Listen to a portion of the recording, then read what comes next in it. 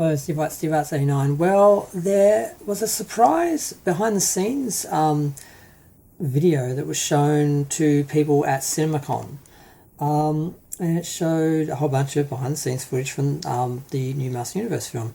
Now, this is the second sort of reveal that we've had. The first one was unauthorized. Basically, someone with a drone found the sets, and there was footage of flying over these sets. Now, these people seem to think it was a secret Stargate film being filmed, and it was actually the Master Universe film.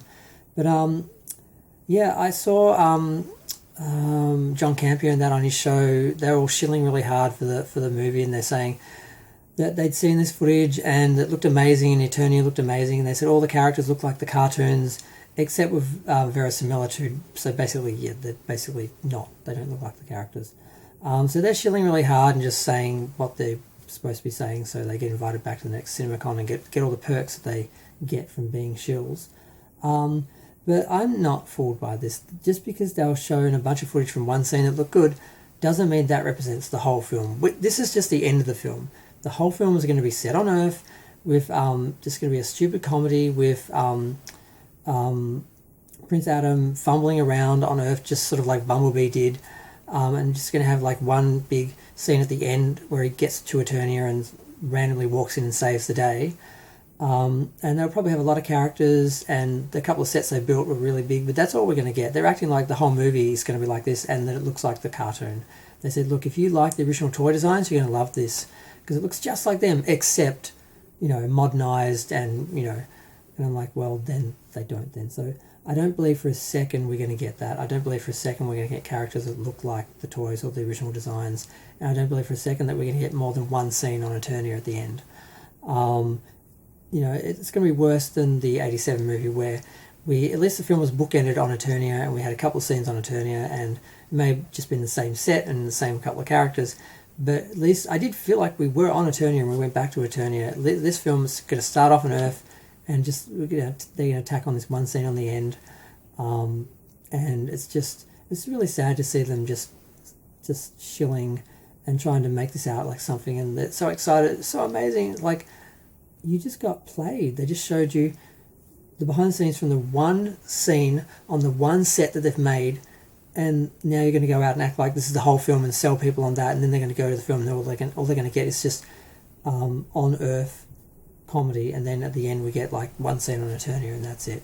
So that was a really tragic, example of shilling, and yeah, it's just like the new James Gunn Superman film is a disaster. This is going to be a disappointment because although we did expect, I think, for it just to be one scene at the end, they're trying to act like it's more than that, and that's just really dirty. But they don't know. I don't think they actually know how much of the film is, on Eternia at this point. So they're assuming a lot. They were just projecting so far from this little bit of footage they've seen that, this must represent the whole film. I'm like, no, this is just the bit they showed you, so you were fooled into advertising and promoting this like it's actually going to be what we want, which it's not, which is, like a He-Man film with the characters on Eternia. That's not what we're going to get. So yeah, I just had to comment on that because, like, just as an example of shilling, it was just sort of like, wow.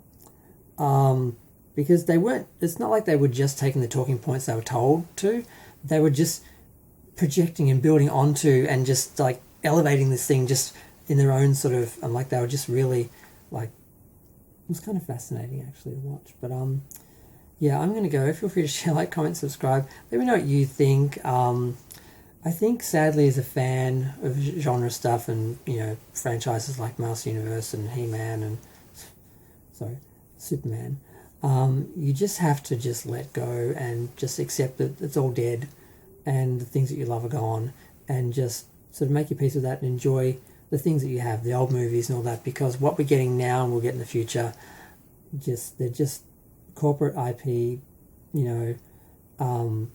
studio executive marketing thinking, just all the creators are gone, all the artists are gone, and it's just, IP being exploited by people who just know analytics and what has been gone before, and it's just a mess. And it's just I don't think there's any hope anymore. Like I was sort of fighting for Star Trek for a while, and sort of this whole channel was set up sort of to protest Discovery and that, and I've kind of given up in a way. I've just accepted that it's all dead. All the franchises we loved, all the IPs, they're just dead, and they're just content to be produced for the least amount of money, for the most general appeal, and it doesn't matter if they represent the actual product or the actual what the fans want or anything. It's just yeah. Live to Tell is playing in my head right now for a time lost that we'll never see again. But I'm going to go. Feel free to share, like, comment, subscribe. Let me know what you think of this, these adventures in shilling and so forth.